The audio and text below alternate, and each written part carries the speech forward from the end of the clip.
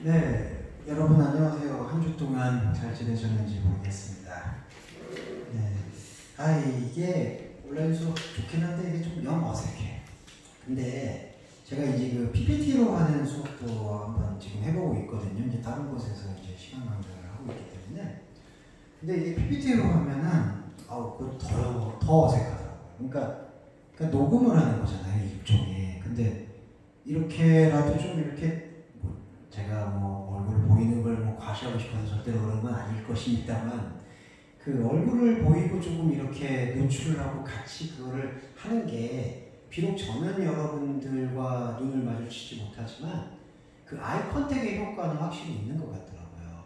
그래서 이게 PPT에 텍스트를 띄워서 그 텍스트에 대해서 그냥 보이스만으로 여러분께 전달을 드리는 부분이 저는 크게 효과적이라고 느끼지 못했어요.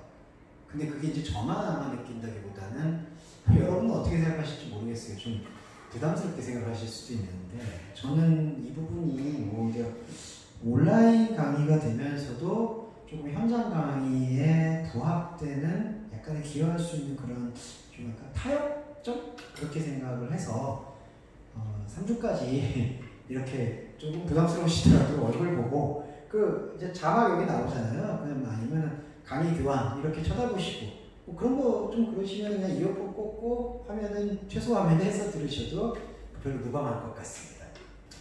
자, 오늘은 두 번째 시간인데 커리큘럼 처음 시간에 소개를 해드린 것처럼 강의 교환에도 이렇게 적어놨어요. Second process로 Writing and Character, 쓰기와 그리고 캐릭터에 대해서 조금 말씀을 드려보려고 합니다.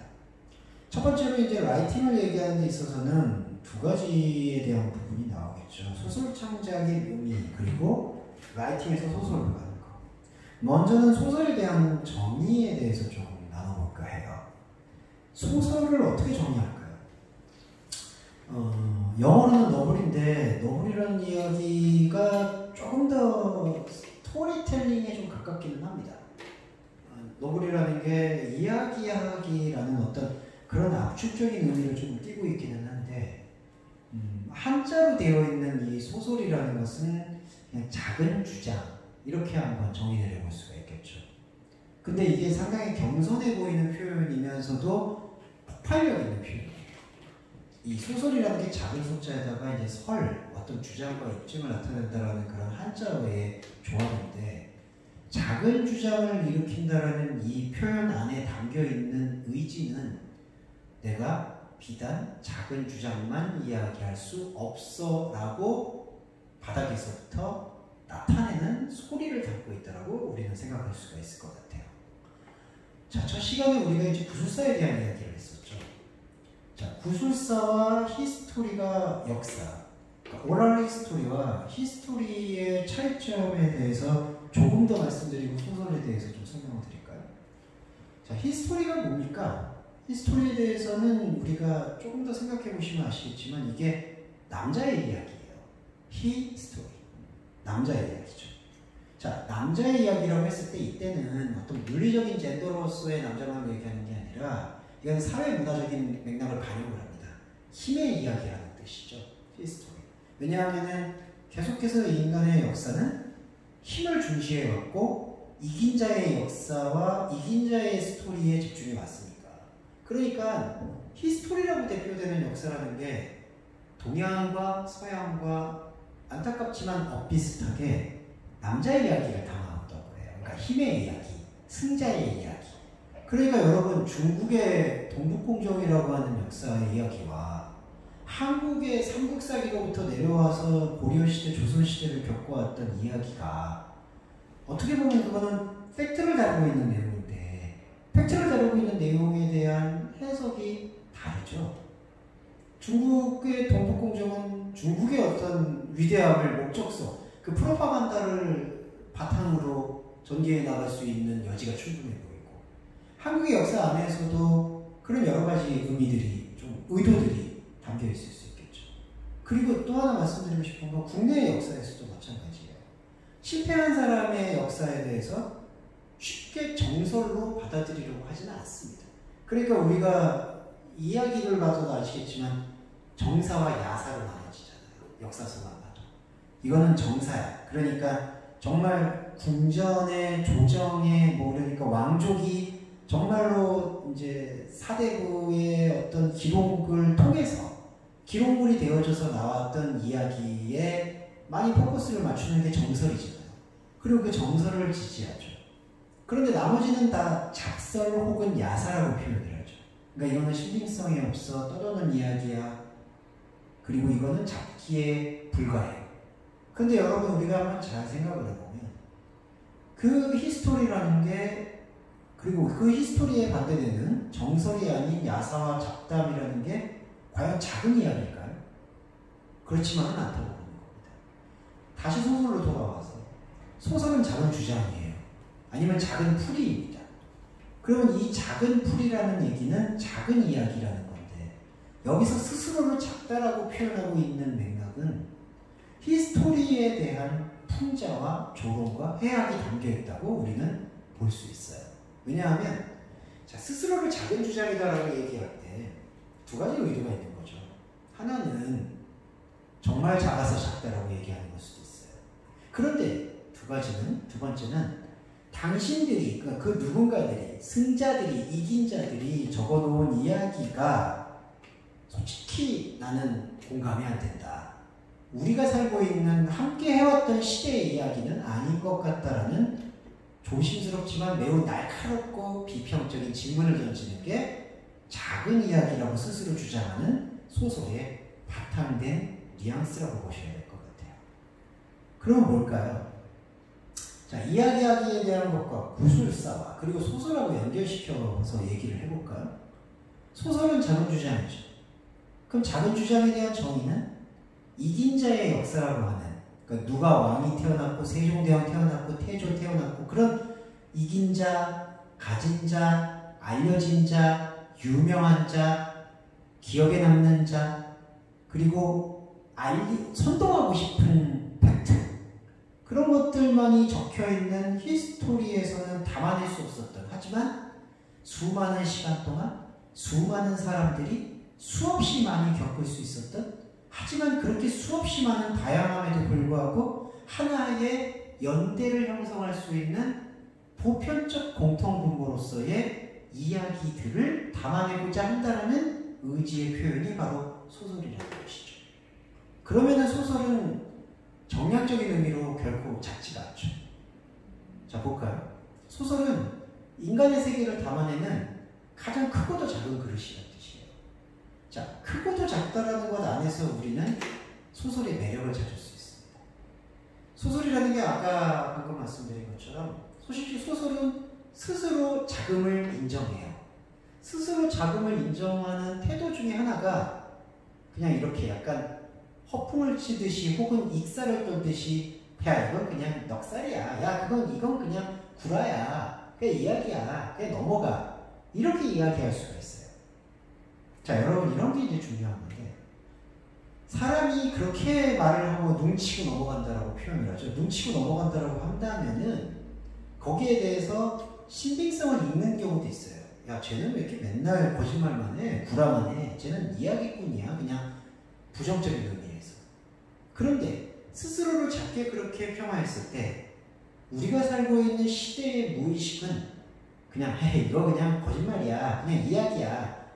그냥 지어낸 거야. 이렇게 말했던 이야기들을 결코 쉽게 넘어가지는 않는다는 거예요. 자, 홍길동전 같은 뭐 조선시대에서도 나오고 있는 어떤 최초의 소설이라든지 여러 가지 우리한테서 우화적인 이야기 많잖아요. 장화홍련전, 춘향전, 심청전. 그게 실제로 일어난 일은 아니잖아요. 솔직히. 그리고 역사에 담겨있거나 기록될 만한 내용도 아니잖아요. 그렇죠. 그러면 그거는 스스로를 작은 주장이라고 주장한 거예요. 아 이거는 그냥 있을 수 있는 얘기지만 진짜 이야기라고는 확신하기는 어려워. 그런 표현들이 이건 그냥 이야기예요. 이야기로 들어주세요. 소설은 소설이지 다른 얘기로 들어주지 말아주세요 라고 얘기하는 거예요. 그게 바로 스스로를 작은 이야기라고 말하는 거예요. 자 그러면은 이게 작은 그릇일까요? 근데 그것만이 아니잖아요. 그렇지 않죠. 자, 심청전만 예를 들어볼까요? 심청전의 예를 우리가 도출해 봤을 때 가장 먼저 떠오르는 교훈이 뭘까요? 부모를 향한 심청의 효시. 근데 그거는 정설에 의한 교훈이에요. 여기서의 정설이라는 게 다수의 어떤 포집된 결과라고 보는 것은 어렵습니다. 심청전이라는 이야기가 만약에 소설적인 묘미로서의 재미와 교훈을 담아낸다면 심청의 효심의 문제가 아니죠. 공양미 상대석을 바치고서라도 어떻게든지 딸 아이든 뭐든 상관없이 내 눈만 뜨고 봐야 되겠다라는 신봉사의 이기심도 한몫하는 거죠. 효심이 역설적으로 강요되는 시대의 현상에 대한 쓰라리고 아픈 비평의 의미가 담겨있다는 겁니다. 거기다가 더 들어가 보면은 인신제사를 통해서만이 자연이 잠잠해질 수 있다는 그런 샤머니즘에 대한 비판적 질문까지도 우리가 제기해 볼 수가 있는 거죠. 자, 그러면 심청전이라는 이야기를 만약에 소설이라는 문학적인 텍스트로 삼아서 분석을 해본다면 그 이야기는 분명히 작은 이야기예요. 왜냐하면 히스토리의 눈으로 봤을 때, 정설의 눈으로 봤을 때에는 그냥 작고 여리고 볼품없는 심청이라는 한 여자. 더욱이 아버지가 신봉사로 나오잖아요. 눈멀었잖아요. 눈멀은 자의 부녀관계는 이 사회에서 주류사회의 사람일까요? 소외된 사람일까요? 불을 보듯 뻔하죠. 작은 사람들인 거예요. 그 작은 사람들의 이야기 안에 판타지도 담기고 의미도 담기고 하는 거예요. 그러니까 작게 시작했지만 야 이건 그냥 이야기야. 그냥 생각하면 돼.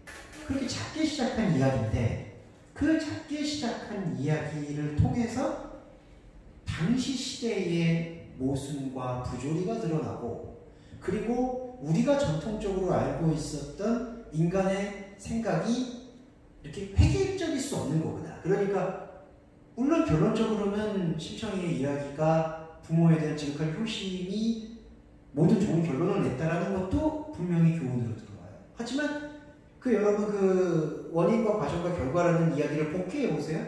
그 복귀하는 과정 속에서 심청이의 이야기 속에서 우리는 효심이라는 그 아젠다에 대해서 얼마만큼 더 입체적으로 생각할 수 있는 여지를 얻게 되는 거죠. 그래서 소설은 인간의 세계를 담아내는 가장 크고도 작은 그릇이 되는 거예요. 자, 크다라는 담론의 여지에서 우리가 이런 걸 좀 찾아볼까요? 실제 나온 작품들의 예를 조금 살펴보면서 가는 게 좋을 것 같은데 레미제라블 같은 소설이죠. 레미제라블. 자, 레미제라블이 사회의 현실과 모순을 가장 집요하게 담아내고 있죠. 장발장도 마찬가지죠. 빵 하나 훔쳐가지고 저렇게 나가면 그런데 정말 돈이 많고 유력한 사람들은 끔찍한 범죄를 저질러도 그렇게 선처를 잘해주는 현실. 그런 어떤 현실에 대한 그 아픈 단면을 보여주는 작품들이 존재하죠.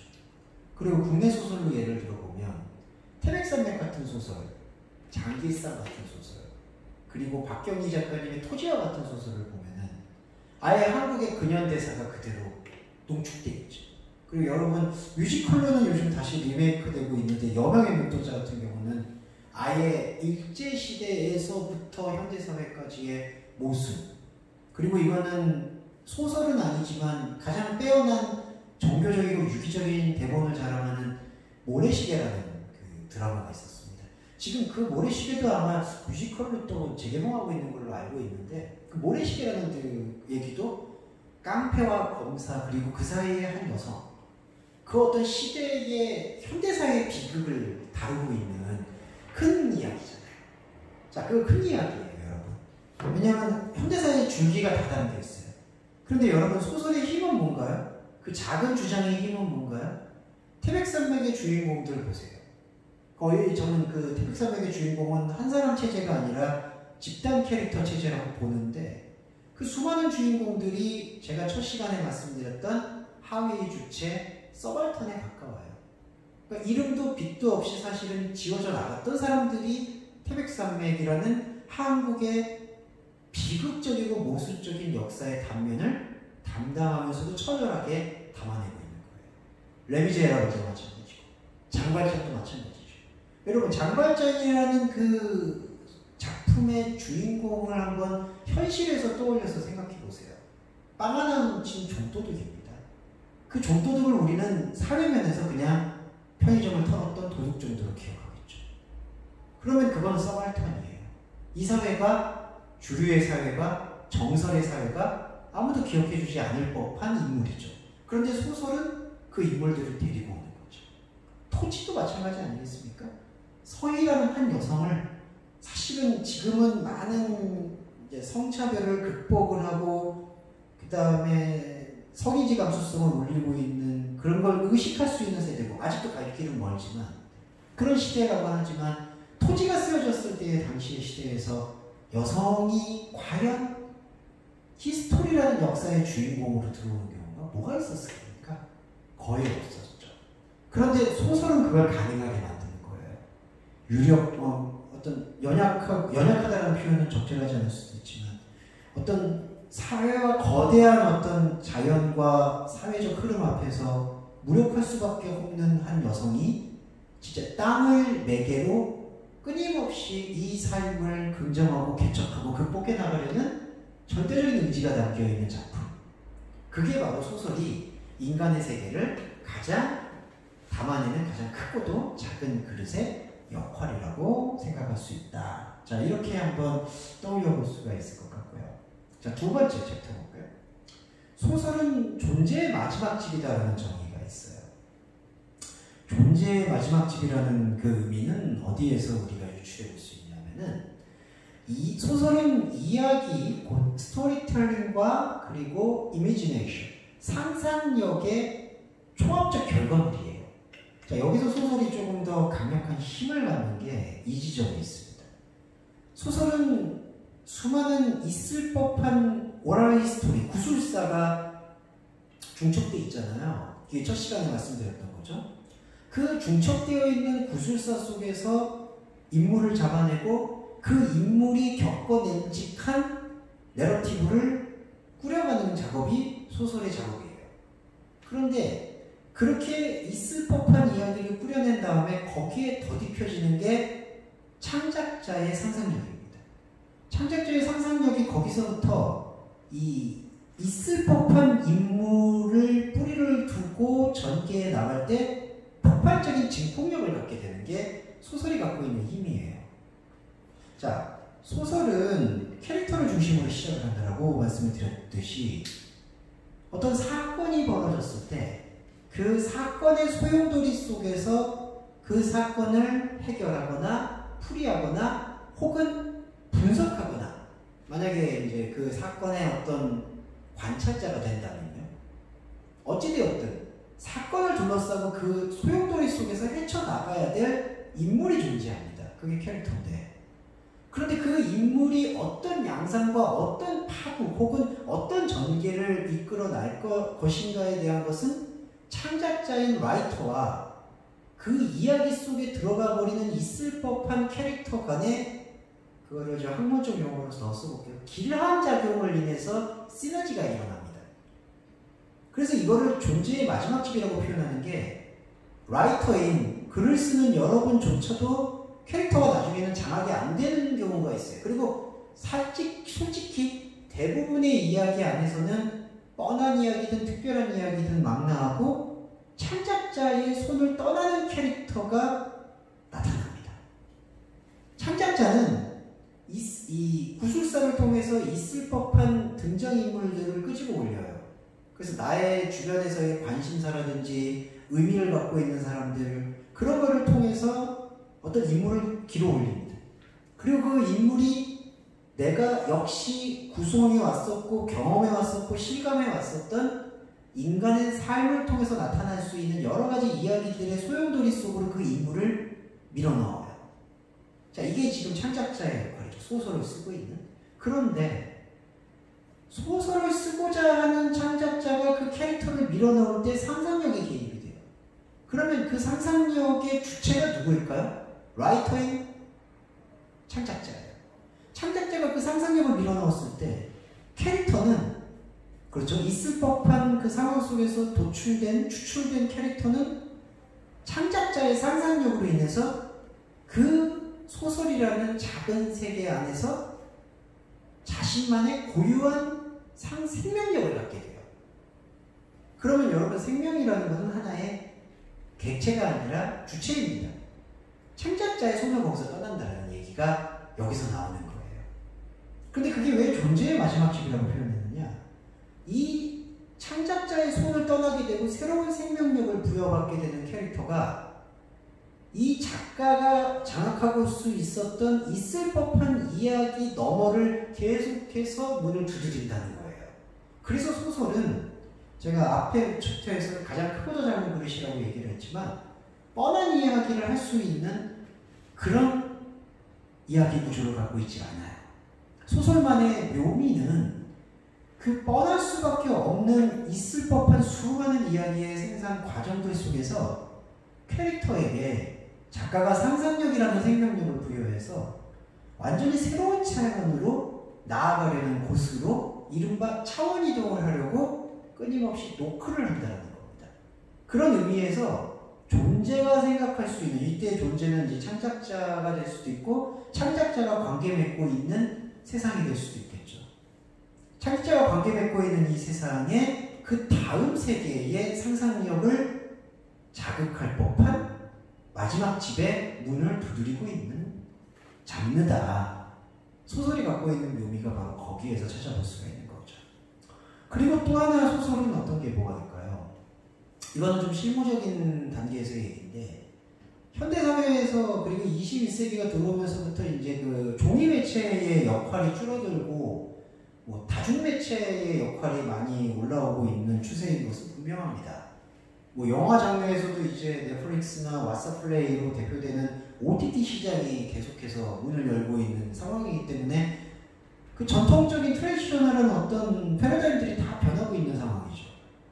그래서 우리가 소설도 장르가 웹소설이 되기도 하고 뭐도 되기도 하고 다 지금 장르가 변형되잖아요. 그렇기 때문에 사람들이 소설 무용론이라는 것까지 들먹이는 경우가 많아요. 그런데 저는 제가 소설을 쓰고 있는 사람이라서 그렇게 말씀드리는 게 아니라 소설은 하나의 소스가 될 수 있다는 것에 대해서는 의심의 여지가 없다. 왜 그러냐면은 영화나 드라마나 시나리오나 뭐 여러 가지 다른 장르의 다중 매체의 플랫폼은 그 다중 매체의 플랫폼도 스토리를 담아내고 있는 것은 분명한데 소설은 그 이외의 하나, 곧 텍스트가 되는데 의미가 있어요. 자, 텍스트가 된다는 것은 기록이 된다는 건데 이 기록이라는 것은 이 보여지는 쇼잉하는 개념과는 다르게 우리에게 그 생각이나 감정에 대한 지속력을 허락해주는 겁니다. 그러니까 영화적 상상력으로 볼 수 있는 쇼잉의 충격과 그 활자를 통해서 우리가 사유, 곧 생각을 함으로써 그 생각의 움직임들을 확장시키게 됐을 때 얻게 되는 그 증폭력과는 좀 차원이 다른 맛이 있어요.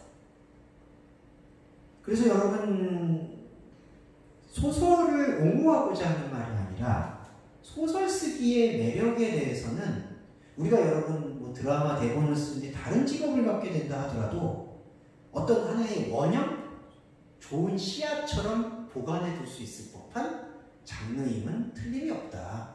거기에 대해서 이번 첫 번째 시간에 이렇게 조금 나눠봤고요. 좀 쉬었다가 그럼 두 번째 시간 이야기 함께 해보도록 하겠습니다.